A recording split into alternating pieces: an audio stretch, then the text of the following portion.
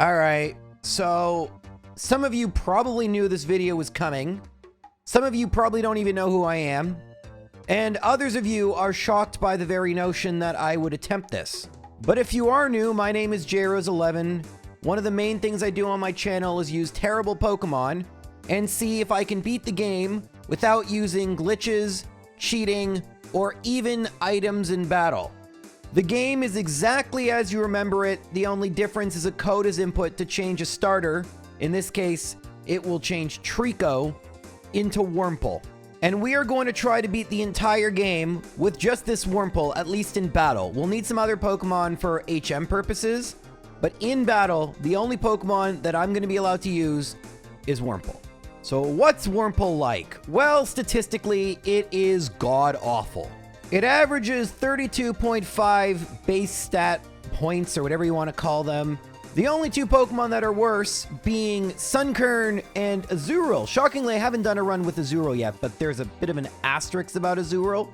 But in any case, what separates those two Pokemon from Wurmple, Caterpie, and Weedle is that Wurmple, like Caterpie and Weedle, well, actually, it gets both Caterpie and Weedle's moves. So it gets Tackle and Poison Sting, but it is just pure Bug, so Poison Sting is not same type. But it also learns no other moves in any other way. No TMs, no tutors, not that it would matter, but not even egg moves.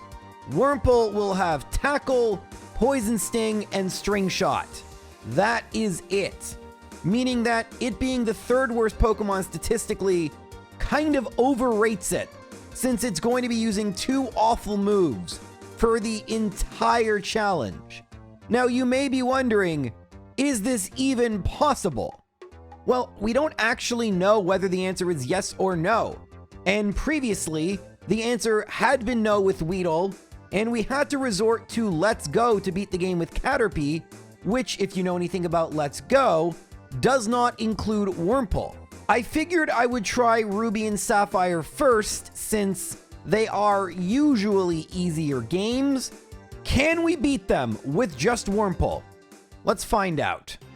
But first, it is both the most magical and most stressful time of the year, holiday season. As someone who is really bad at giving gifts, I am really thankful to the sponsor of today's video, Holzkern, for making gift giving really easy for me this holiday season. Holzkern makes small batch, responsibly made jewelry that is made to last, and it is just gorgeous. I'm personally wearing two beautiful pieces. This is the bodyguard strap, and I think it looks pretty good. And on the other hand, I absolutely love this tremolo in the zebra wood and black. You can also see my favorite watch, the Voyager watch, the beautiful blue and the marble. But it's not just me who enjoyed these. My mother absolutely loves her necklaces from Holzkern.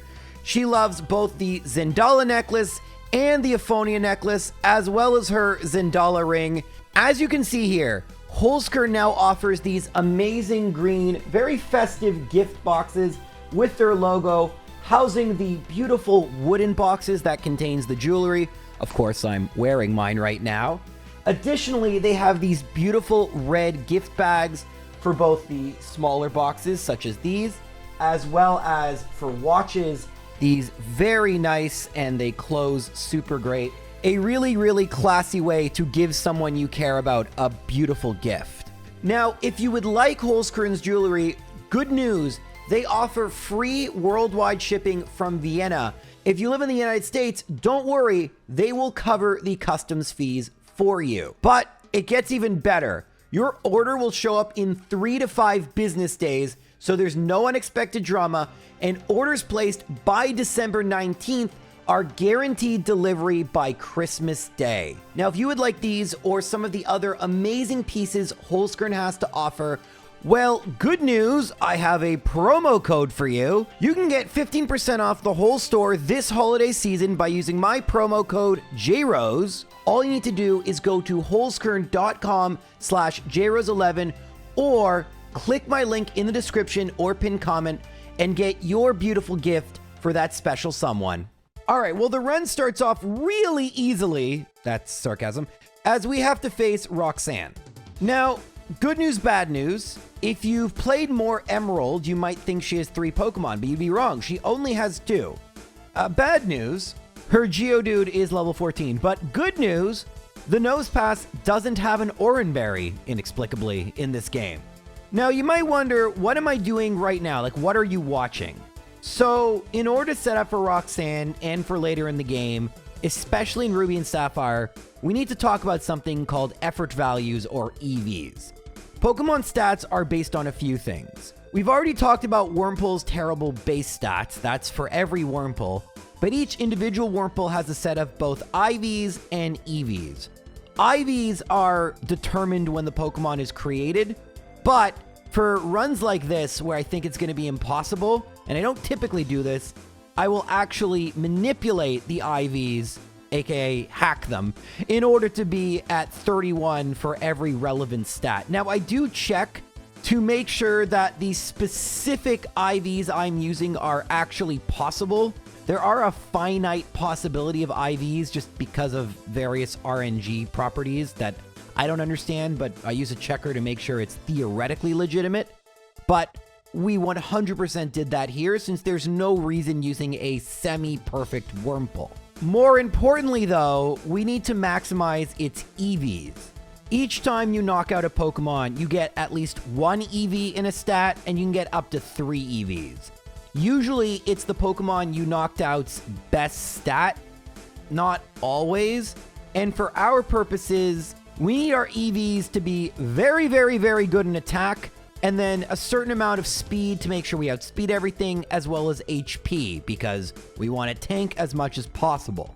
Now, in Emerald version, we don't have to be as careful, because there are berries that will reduce your EVs, allowing me to, as long as I'm under level 100, reset them later in the game.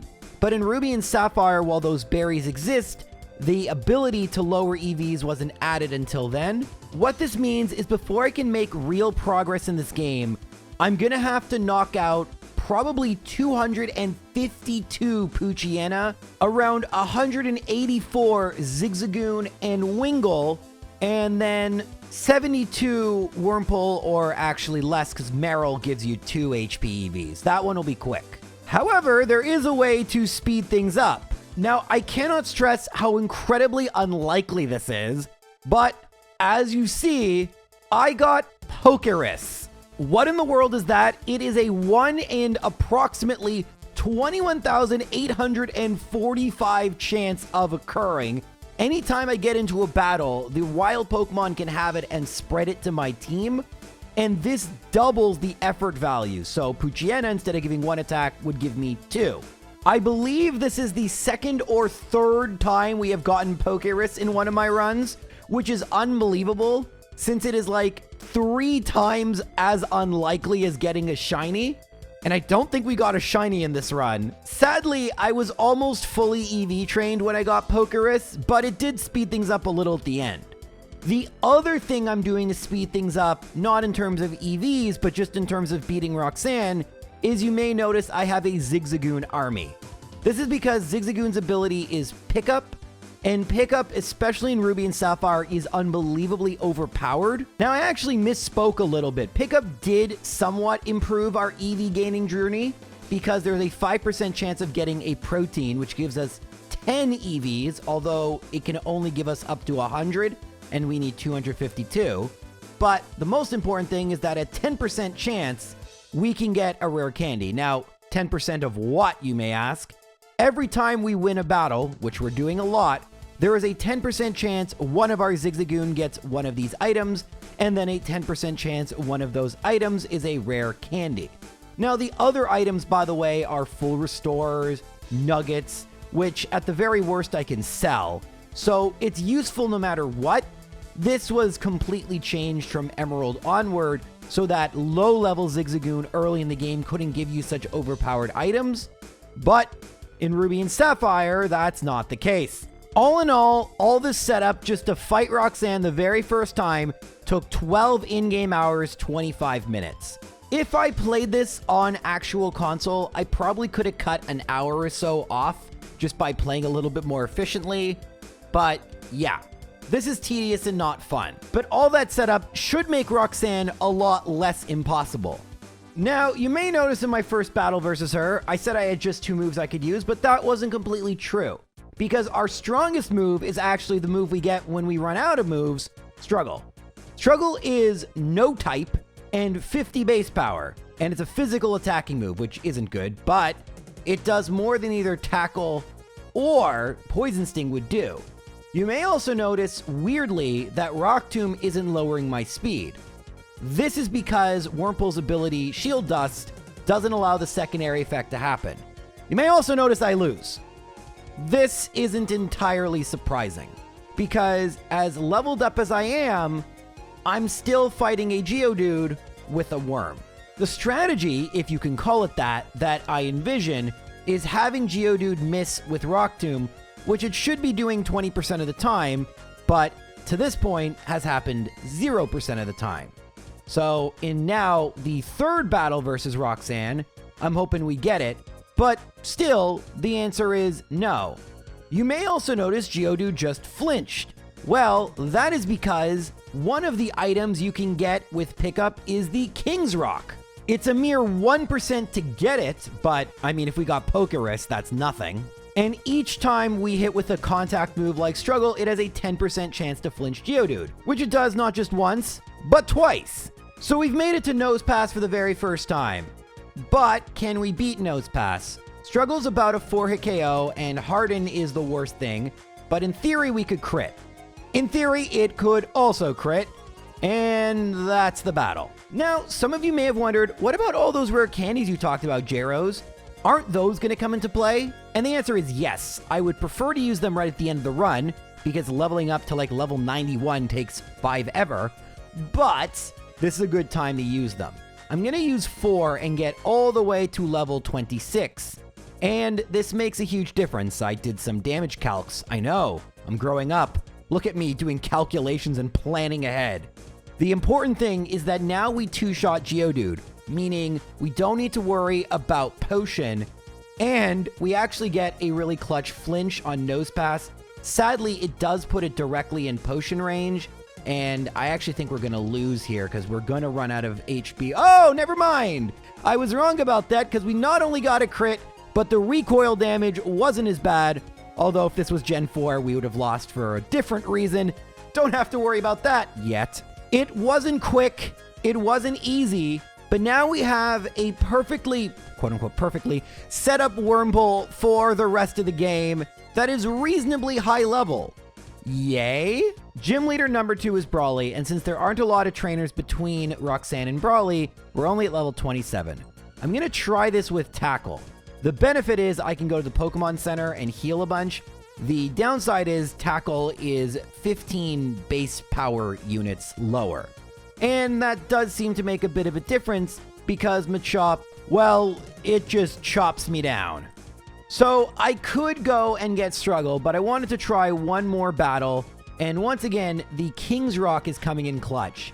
The big issue with Machop and all of Brawly's Pokemon is his TM move is Bulk Up, increasing not only the attack of Machop, which is bad for me, but also its defense, making it take forever to KO.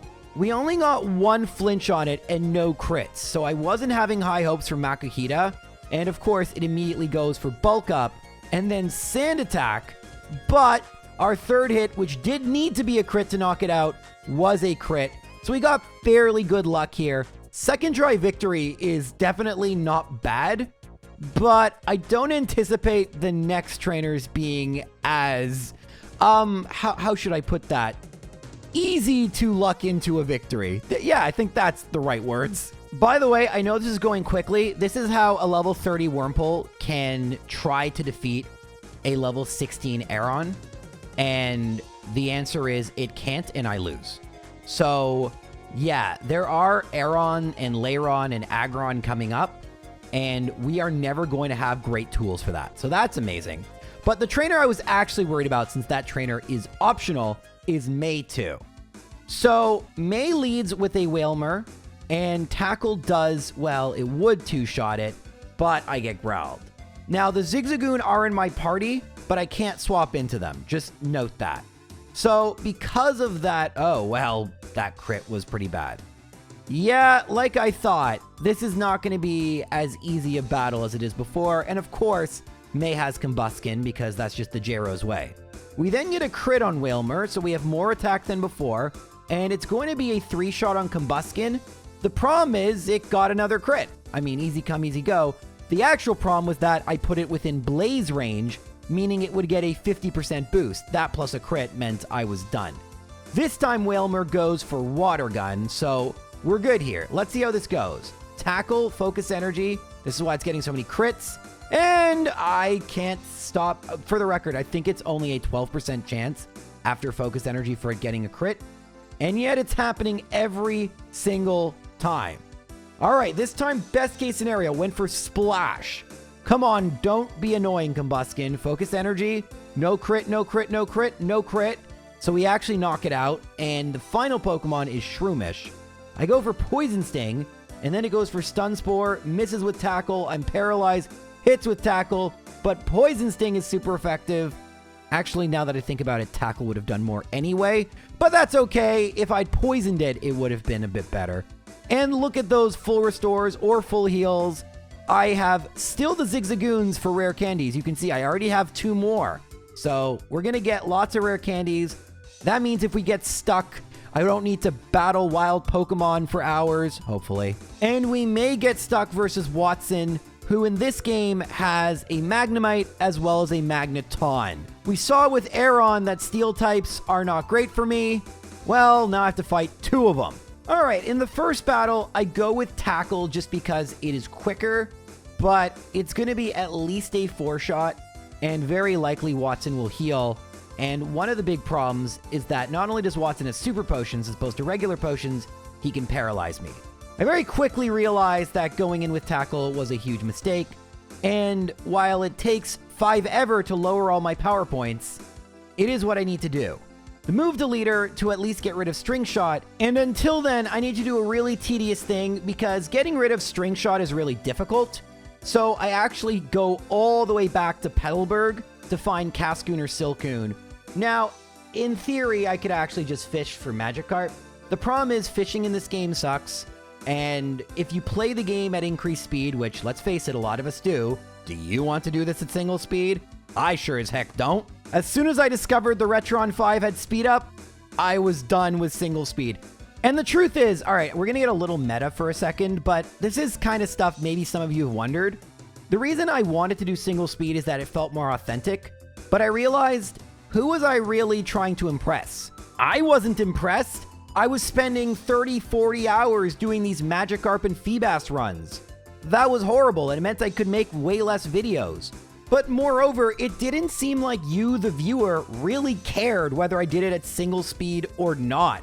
And so if it wasn't impressing me and it wasn't impressing you, I would just make more videos by going faster and making these very tedious, very awful challenges slightly, and I do mean slightly, less tedious and less awful.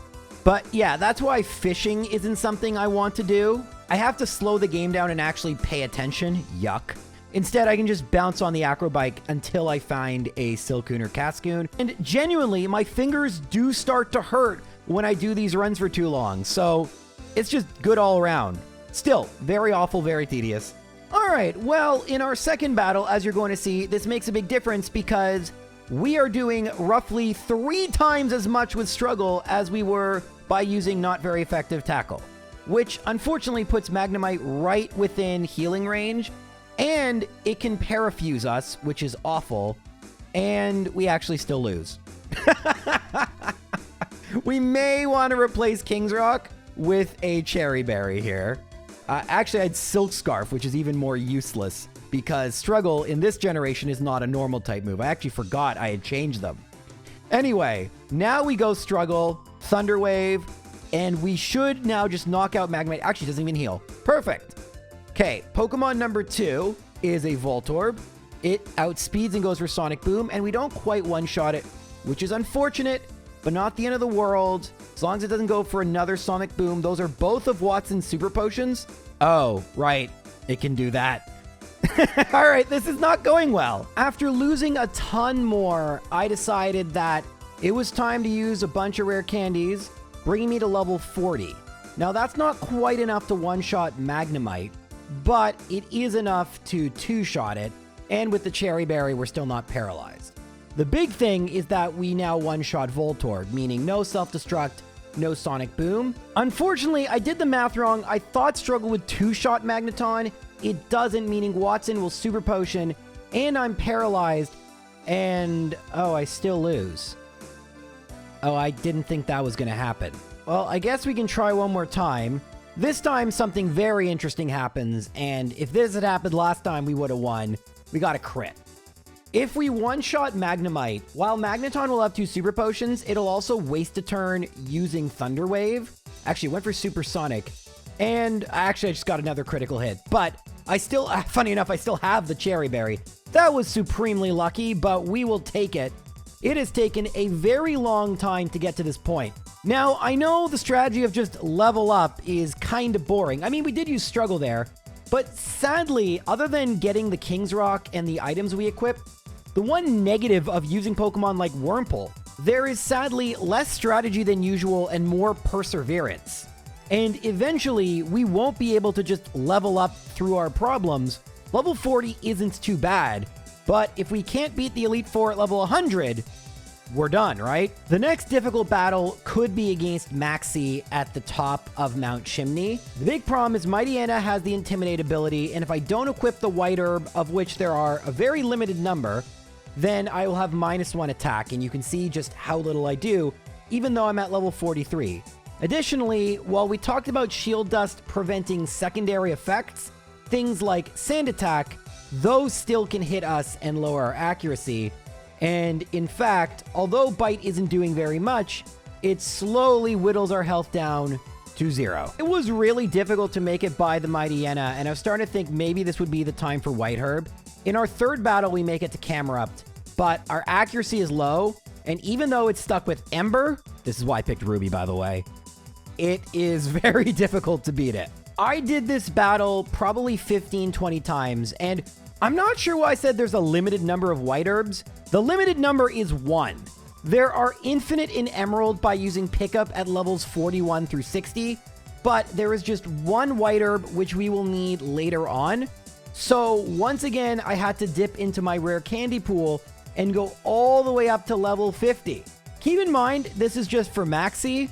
The next gym leader is a fire type gym leader. Turns out I can't do basic math. We're only at level 49, and it's not making the biggest difference. If Tackle were a 3-shot, we'd be good. And yes, it's very possible we might need to also use Struggle, but we have made it to Camerupt, which is not easy to do. Unfortunately, oh, Magnitude. It does attack randomly, but it can just use Ember. And then with the Super Potions, this is why Tackle is superior. There's a miss. Yeah, I mean, this is going to be tough. After 15 real human minutes at increased speed of doing this battle over and over and over and over again, I finally do make it past the Camerupt with a really clutch critical hit. And then I make it to Golbat, which has Wing Attack. So if you thought, oh, your troubles are over, no, our troubles are not over. I was considering swapping to Struggle, although I don't know how much of a difference that would make because of the recoil damage. In the end, I just kept doing it over and over again. You can see I have the King's Rock as well as a small chance that I can 3-shot. I then get the crit against Camerupt, and this is a very unlikely battle, but it is a battle where eventually it looks like we're going to win. Golbat does have the first Super Potion and the second Super Potion. Our HP isn't looking good, especially if we get hit by another Wing Attack, which we do, but 7 HP is more than 0 HP, and it took forever, and it required a ton of luck, but we did get the victory versus Maxie eventually. Sadly, that does not really inspire confidence for Flannery, where her ace is Torkoal, a strong, physically defensive fire Pokemon with Overheat, the strongest fire move, I'm pretty sure in the game, one of them. 150 base power, there's not much stronger than that to this day. All right, we are 19 hours in. Slugma leads versus Wurmple. I actually didn't fully heal by accident. And interesting, we don't one-shot with Tackle, but it just went for Smog, which can't poison us, and then healed, and then we can just knock it out with Tackle. Slugma comes out next. Very different team than Emerald, but Sunny Day is the worst thing because what's most likely to happen here is we go for Tackle, it does nothing, Overheat boosted by Sun, we're done. And in that battle, things actually went relatively well. They can go substantially worse than that, where Slugma actually can use Flamethrower, and then, well, we're still knocked out one hit, but it's even worse. Overheat does have a chance to miss, which we're kind of relying on, but this does look like a battle I may have to do again and again and again. And we're out of rare candies, don't forget that. Of course, we can get more by just battling a bunch of wild Pokemon over and over, but I'd love to avoid that. That would be unbelievably tedious, but it's looking like what we have to do. And thankfully for you guys, you don't have to see any of that. So we're at level 56 now, got some more rare candies. We're still not one-shotting Slugma. That is what we need. We need to one-shot Slugma so we can avoid Flamethrower or Sunny Day. And that's been a big problem. So right now, things are not good enough, and we're not doing nearly enough to Torkoal any... Oh, nice crit. But with Sunny Day, Overheat is an easy one-shot. I do have access to Silk Scarf, which gives me a 10% boost to my normal moves. Unfortunately, you can see it's still not enough to consistently one-shot Slugma. In fact, it is, I think, about a 1 in 16 chance, which is terrible. So I tried battling over and over to see if I would get it, but sadly, it wasn't working until we knock out the first Slugma in one hit, and that's actually good enough because even if we don't knock out the second, which we actually do, it would heal and not be able to actually use a move. Now without Sunny Day, Overheat does not one-shot, meaning if we get a miss, we would still lose. We don't do enough damage. So, yep, time to leave. That was what I needed to see. We got 2 Torkoal, no Sunny Day, full HP, still not possible. Need more levels, need to do more damage. 1 level higher, I get to level 57, and now it's much more consistent with Silk Scarf to one-shot both Slugmas, and that means we've made it to Torkoal, and we need it to be a 3-shot. But then something unbelievable happens. It went for Body Slam not once, but twice. And I have no idea why. Like, no, seriously, why? In older Pokemon games, it would be forced to go with its super effective fire move. Oh yeah, and then on top of that, we get a crit. So that is both unbelievably lucky and very perplexing. I mean, I'm not going to reset or anything, like heaven forbid. But why did that just happen? I hope someone who really understands the inner workings of Ruby and Sapphire can explain that one to me. The AI is still very mysterious beyond Gen 1 and 2, and usually I think I know what it's going to do, but in this case, I am unbelievably confused by that decision-making, and it 100% led to my victory. Unfortunately, there aren't a ton of trainers before Norman, nor before you battle him is there any way to rebattle trainers, which is annoying. In this game, he has 2 Slaking. Now, this isn't the biggest deal, because Slaking, while very powerful, can only attack every other turn. Unfortunately, I get hit by Yawn, and then I'm put to sleep, and it lasts a while, but thankfully, Slaking actually went for Yawn while I was still asleep. It's actually just spamming Yawn. It is going to be annoying, though, because in addition to spamming Yawn, Norman has Hyper Potions, which is enough to fully heal Slaking. This is a 4-shot, which is fine, and I think we're going to knock out the Slaking, although maybe we won't. Maybe we will? Okay, we do knock out Slaking number 1, but we're not going to get past Vigoroth. We don't even do half, and I don't know how this is going to go. I'll try one more time. This is where King's Rock actually would be super helpful, because if it flinched, then it would lose a turn. We get Facade, and then we get Facade. Norman is going to heal. Sadly, the healing takes up the loafing turn, which is really annoying and kind of really cheap. And honestly, is going to make this battle maybe as tough as Flannery. But I don't know. This is really bad. The next day. No, seriously, I ended stream. I didn't want to do what I had to do, which is find more rare candies. And I actually got a lot of them. How many? I'm at level 65. And at level 65, I have a bit more defense, but it's still going to be a 4-shot to Slaking. It should, in theory, 2-shot Vigoroth.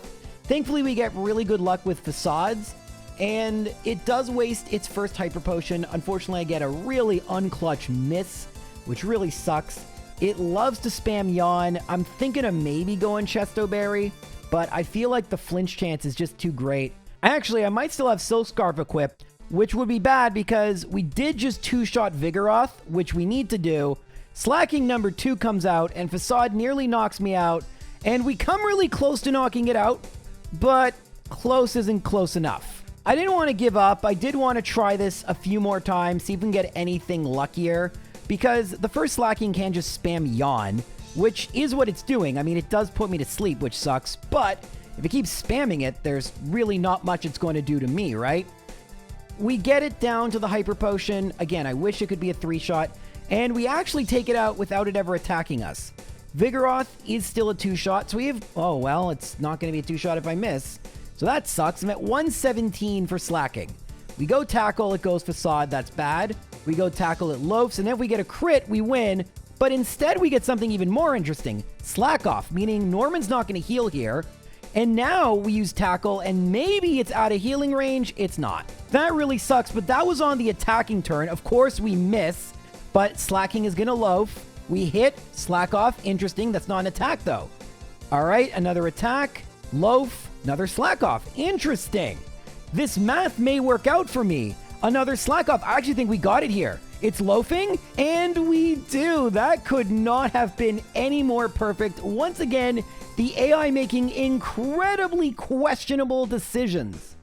But I'm not going to complain, especially because I'm already at level 65, and we're not even at the 6th gym, which, oh yeah, is a flying type gym with a steel type Pokemon.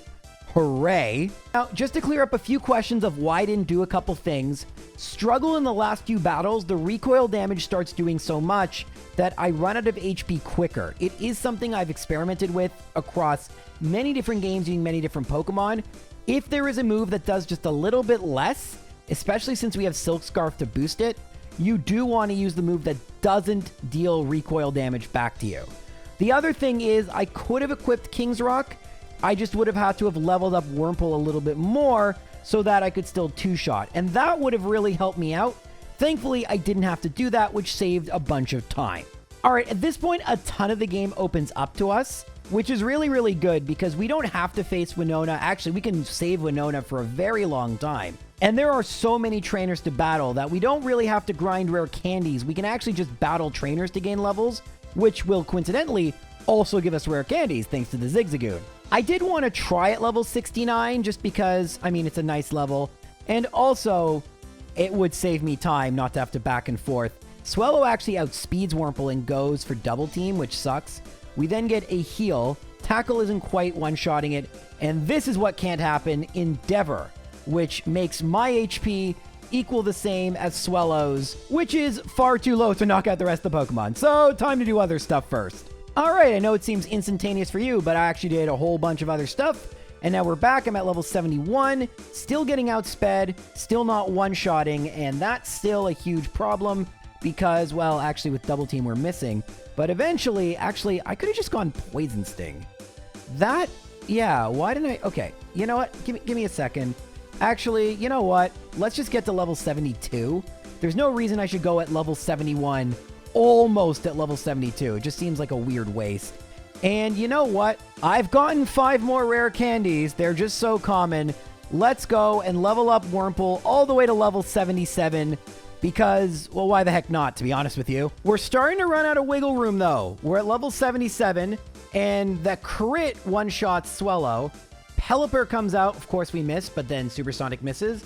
Then we hit, and Supersonic misses again. Great. That's 2 down. Altaria's next. Wait, does this not have Skarmory?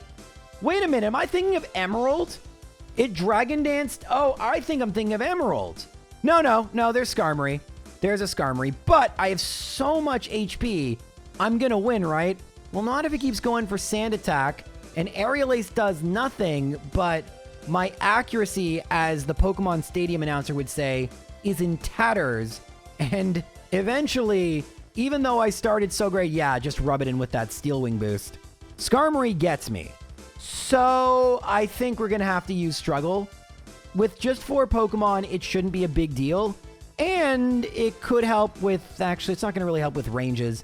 Oh well, just it is what it is. Tackle and Poison Sting have a ton of power points, and I kind of need both of them going forward. So, sadly, this took a while. But when we battle Winona again, we are at level 78, and Struggle one-shot Swellow. We have no way of healing, so it just is what it is. Pelipper goes for Protect, which is fine. Struggle... Oh, one-shots. Wow, wait, that did way more than I thought it would. We don't one-shot Altaria, but it's going to heal, which is actually good, because does she have the ability to heal Skarmory? Not if she heals again, but you can see why I hate using Struggle. I am down to... Zero! I am down to 0. I was going to say down to 90, but 0 after that. So you can really see the big issue with the Struggle strategies. Actually, I have some rare candies I can use. I also have to deposit items. I hate that that's a thing, but you can tell I'm going to try and equip King's Rock just for a little bit of extra added luck. I don't know if that's going to make a difference, but we'll see. So we know we one-shot Swellow. I haven't used my rare candies yet. I have some, but I want to save them. We don't one-shot Pelipper, and that's actually not as big a deal because Pelipper has less HP, so the recoil damage back isn't as bad. So that actually is good. And then we almost one-shot Altaria. If we do here, that would be huge. We know Winona's going to Hyper Potion, and no, it doesn't look like it's possible. And now if it goes for Aerial Ace, I just lose. And it went for Aerial Ace.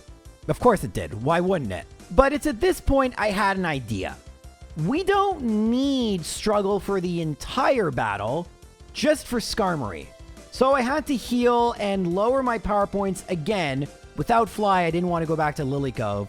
And here's what I came up with. At level 78, you saw that we one-shot Swellow with Tackle. That's good.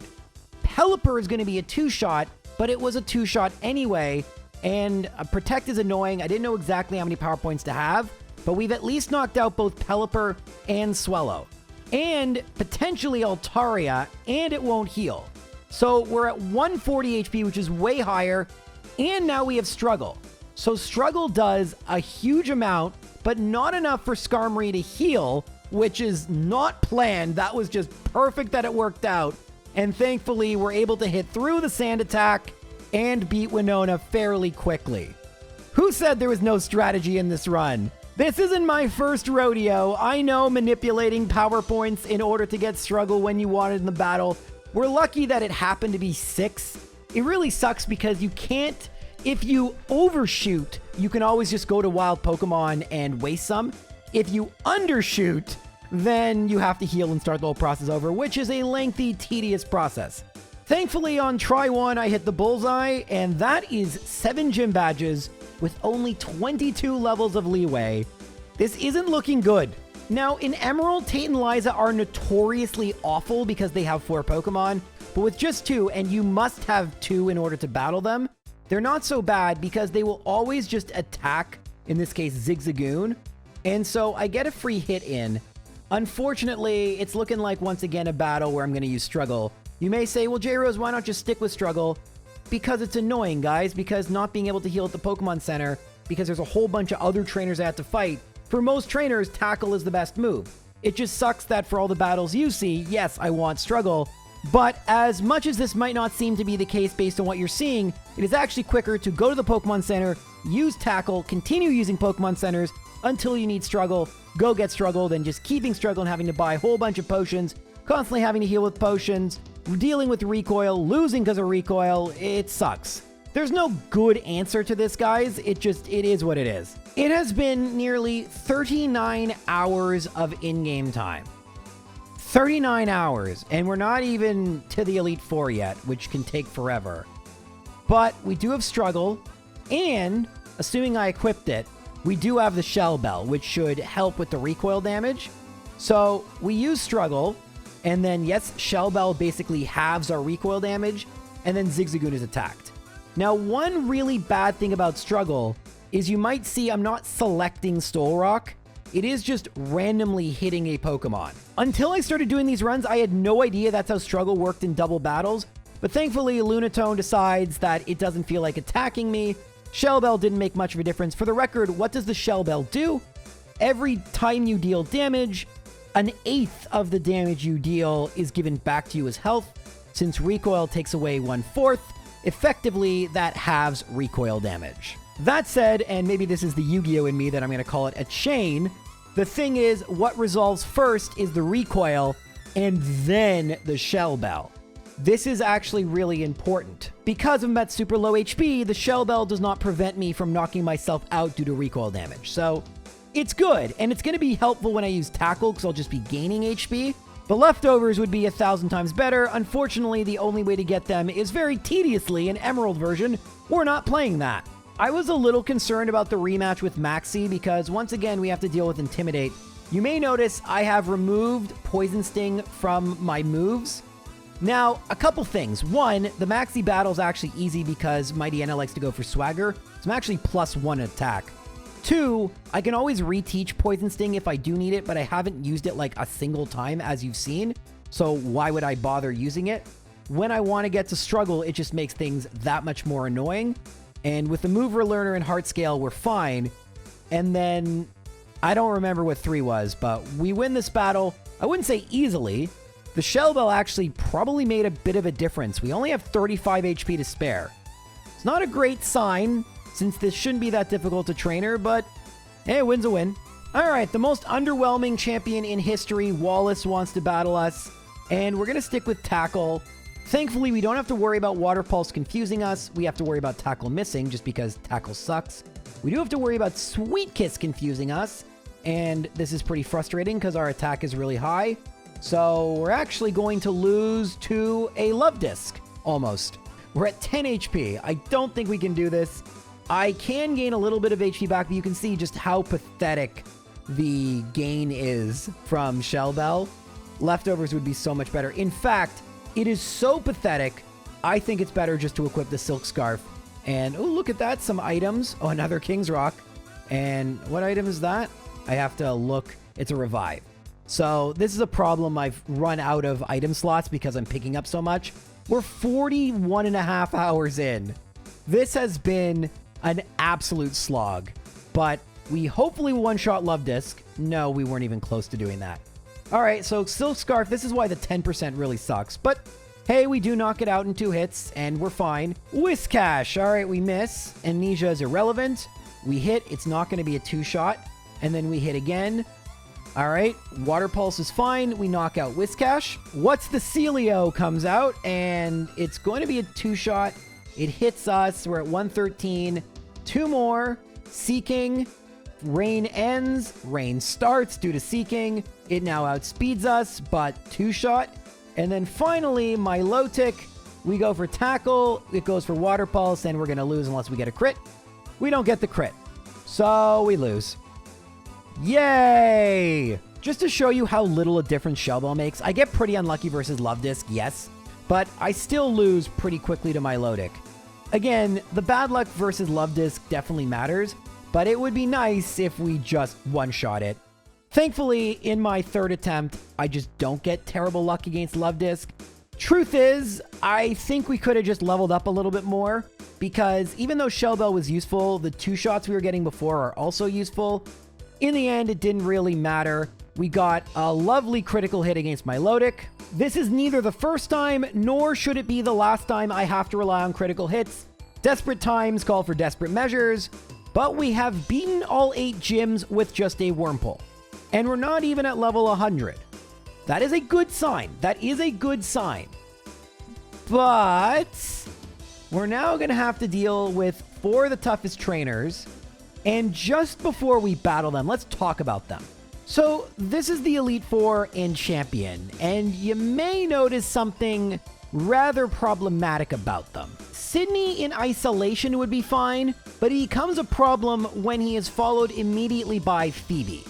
Because while for Sydney using Tackle is advised, we now have to be very careful with how many tackles we come in with, because ultimately we need to be completely out of them in order to fight Phoebe, since her Pokemon cannot be hit by Tackle. And Poison Sting would be not very effective and terrible, so we don't want to use that anyway. I then have enough PowerPoint restoring items for the next two trainers, Glacia and Drake, but Steven has Steel and Rock Pokemon, so we're probably going to want Struggle there again.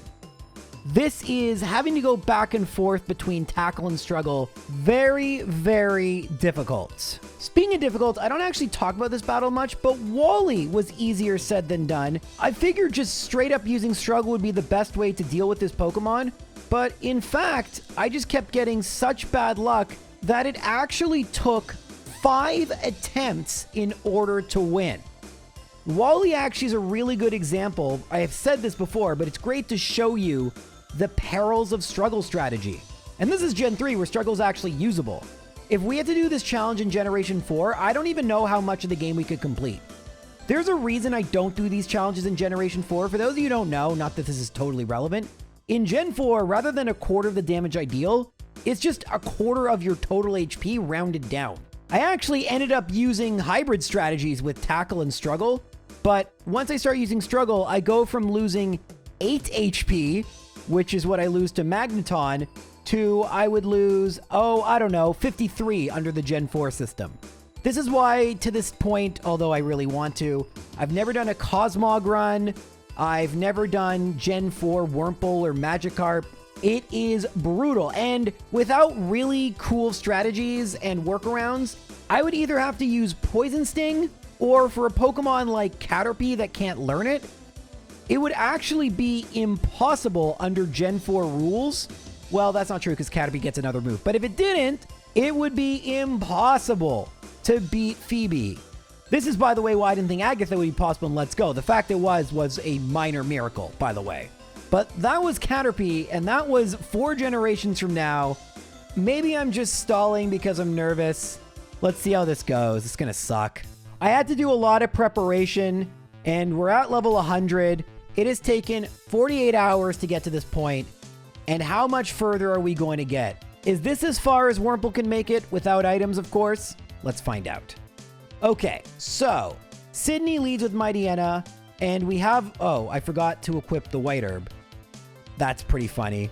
I do have Shell Bell, and honestly, it's not terrible, but I'm supposed to have White Herb here.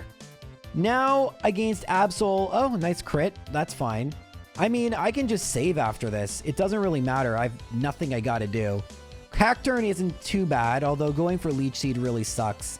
And yeah, you know what? I should just do this battle with White Herb, right? Well, turns out I wasted it earlier by accident and then saved. So that sucks. In the end, I had to use Shell Bell, which was really, really terrible. And that means I had to do a lot of resetting for crits. Really frustrating. White Herb would have made this way more consistent. But thankfully, even though it was inconsistent and it took quite a while, we were able to make it past Cacturne, and then Sharpedo, it went for Swagger, meaning I'm actually +1 in attack. And with the Shell Bell, we're gaining a lot back. Shiftry went for Double Team. I was worried about hitting myself in confusion. But in the end, Wurmple, with struggle, was able to make it past Sydney. Now, again, I could have done this in many different ways. I could have gone hybrid strats, but I think it should have been clear Sydney wouldn't have been the most difficult trainer. Phoebe, on the other hand, is going to be really, really rough. Phoebe leads with Dusclops. Now, how much damage does Struggle do? Actually, that's half. That's not bad, but it has Confuse Ray. We've seen before how devastating confusion damage is to me, but the fact I two-shot it is a good sign. Next comes out Banette. Now, we probably don't one-shot it, except we crit, so that's good. Sableye, ooh, we actually come really close to one-shotting it. Shadow Ball is fine. Now she's gonna heal, that's fine too. We go for Struggle, and okay, this is good, 145. We might do this. Holy moly. Banette number 2. Okay, it's not a one-shot, but skill swap. I can deal with that, and I think that's our last full restore. So we're gonna make it to the final Dusclops. If we two-shot this thing, we're good. Unfortunately, as it turns out, it's gonna go for Shadow Ball, and it has a Citrus Berry. I should have remembered that. We're probably not gonna win. Oh wait, no we do! 22 HP, we did it! First try victory! Wow! Wurmple! Oh, goodness. Wurmple is amazing, apparently. I actually was very, very, very worried about Phoebe. In the end, I shouldn't have been. Lesson learned. Well, I didn't think I'd get to this point, so I didn't really have any special plan for Glacia. I'm just going to go in with Struggle, see how much damage I do, and Shell Bell. It's been effective. Let's see if it works. In this game, she leads with a Glalie. I go for Struggle. It does about 60%, probably more. And now Hail is going to really suck. That is 1/16 every turn, plus recoil damage. That's going to be bad for me. So I'm at 200 for Celio, which has a lot of HP, a lot of recoil, then Surf, and this is not okay. So after 2 Pokemon, we're down to 109. There is no way we could possibly win. The math does not work out for us. And it's going to go for Blizzard. Hail's going to stop. But remember I talked about the Shell Bell can't save me. We do knock out 3 of her Pokemon, but I don't think Struggle is the strat here. So there's not a lot we can do if Struggle doesn't work. We can obviously try Tackle Poison Sting. We can try a hybrid strat, and we can swap up our items. But that's it. Let's try Tackle Poison Sting and see how that does. So Tackle does under half. That's very unfortunate. And this is a perfect Wurmple. Thankfully, we gain HP back, but with Hail and then getting hit by that Ice Beam, we're actually in a worse position than we were when we used Struggle. In fact, by the time we knock out the first Glalie, we're at a very paltry 95 HP, and that's not a good sign. Tackle also doesn't do enough to Celio, which goes for Hail, and we may not even make it past the first Celio. We do. That's nice. But remember, we were able to knock out the second Celio. This time, ooh, nice crit. Nice crit, but that only gave us 17 HP.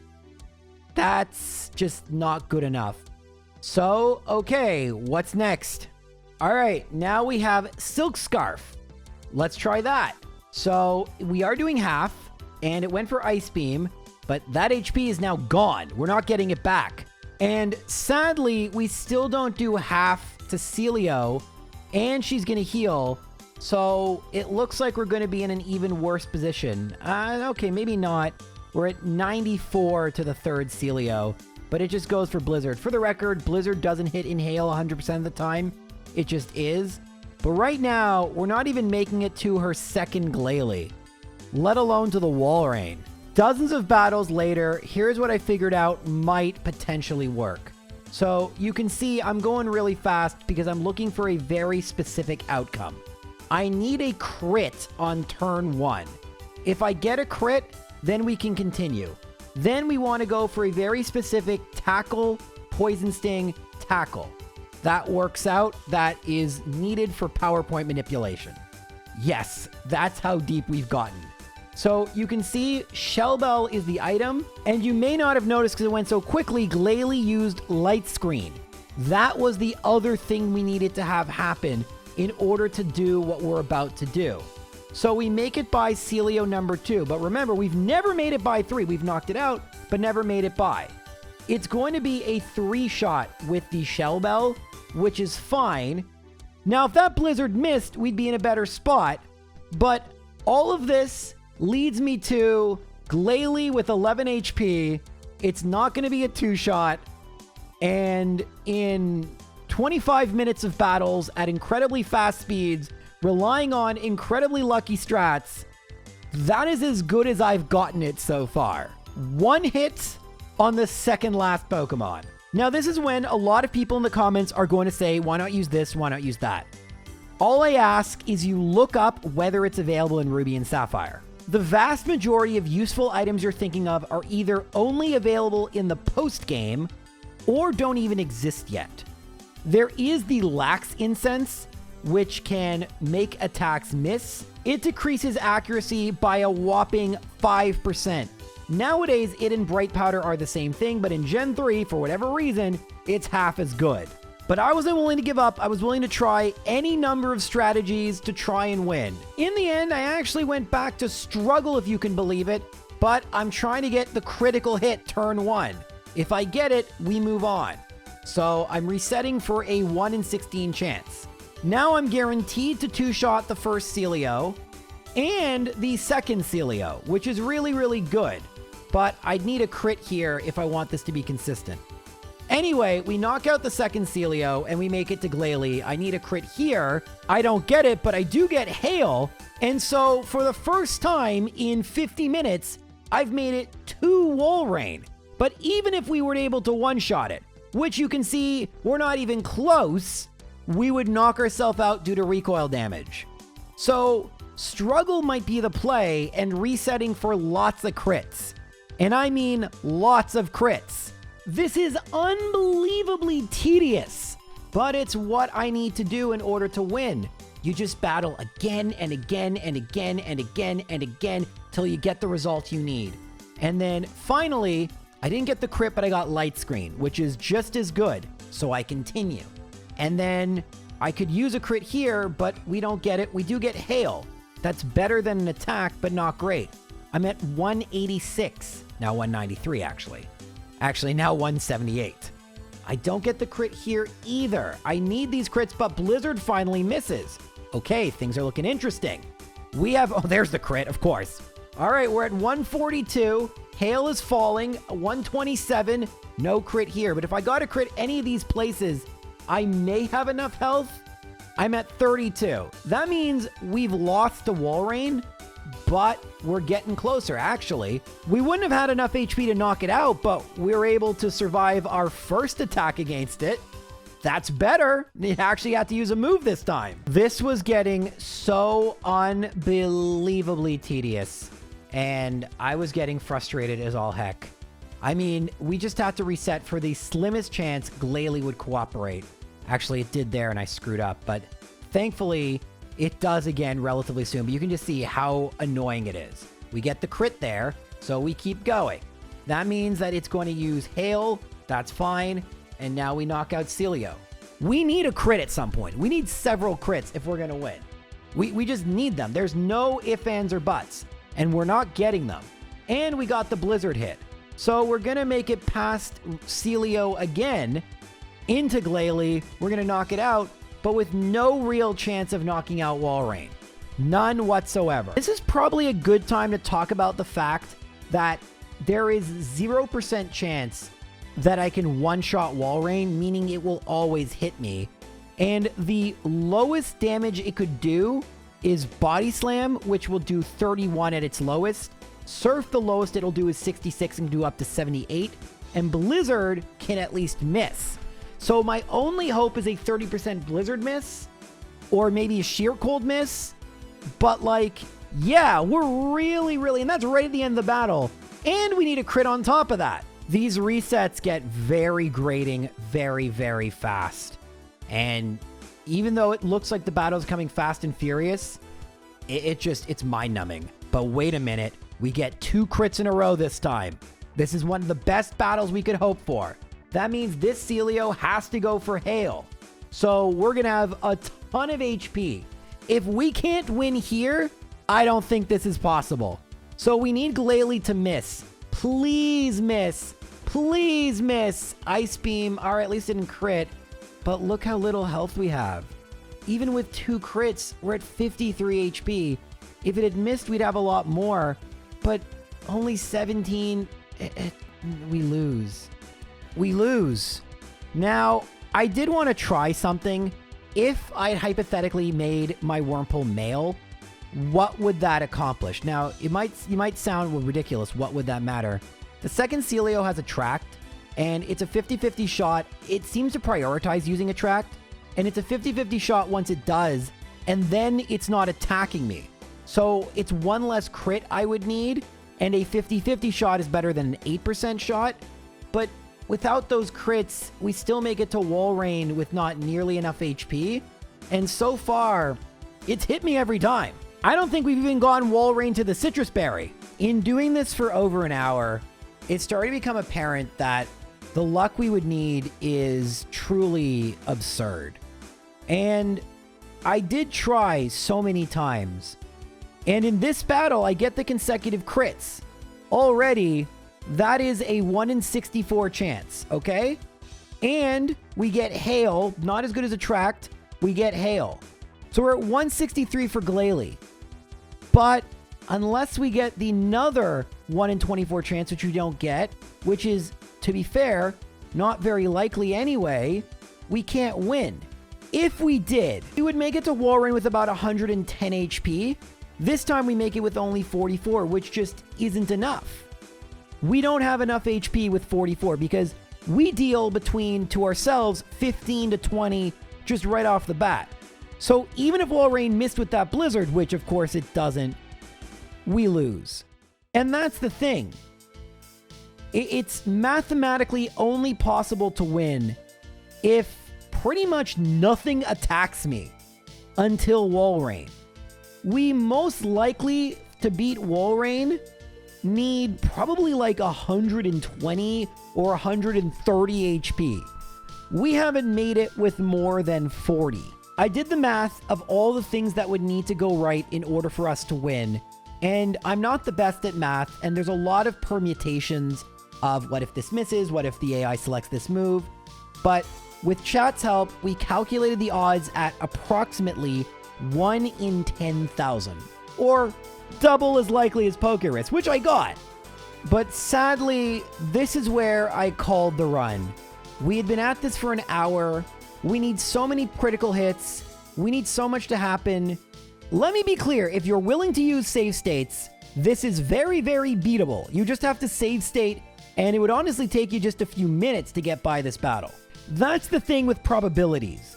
Each individual one is not that unlikely. It's the chance they all happen consecutively. That's where it gets ridiculous. And sadly, Wurmple, of all the trainers to lose to, we just didn't have enough oomph. And we tried, already we cheated and changed its gender to try and manipulate some attracts. We tried everything. We pulled out every stop. And I get it. I know watching a video like this, it seems like, J-Rose, if you just had gone a little longer. But trust me, I could have done this another 4 or 5 hours. And I calculated Drake. I don't think there was any chance of beating Drake. First off, we would have been in trouble when the Salamans had Intimidate. But Drake would have been absolutely nightmarish for Wurmple. I didn't even bother calcing Steven, but in the end, I am comfortable saying we lost to Glacia. So is that it? Is the video over? Well, this video is, but I wasn't satisfied with this being the end of Wurmple's story. Because I knew there was another game with some additional tools that maybe, just maybe, could help Wurmple beat the game. I knew there was an easier champion. I knew there was leftovers, but I knew I had just spent like 50 hours of in-game time and I needed a break. But thankfully, by the time this video releases, there's a good chance that run is already complete. And so if you would like to see Wurmple's revenge in Pokemon Emerald, make sure to let me know. In the meantime, thank you guys so much for watching.